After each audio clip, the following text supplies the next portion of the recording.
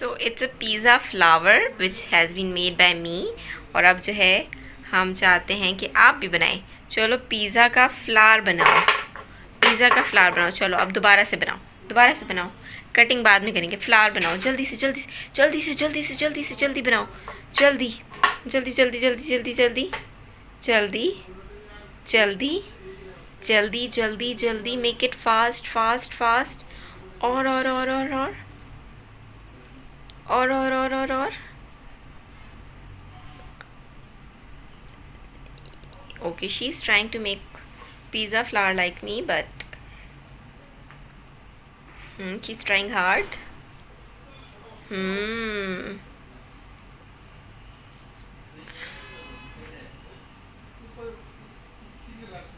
Yes. हाँ हाँ हाँ, एज से एज मिला रही हैं। ओके, मैं थोड़ी सी हेल्प कर देती हूँ उनकी। ऐसे नहीं नहीं, ऐसे ना, मैं बता रही हूँ ऐसे ऐसे ऐसे ऐसे ऐसे। थोड़ा सा इसको करीब करें, ऐसे ऐसे। Yes, wow, you made this flower. ये किसने बनाया? आरा? Pizza pizza pizza.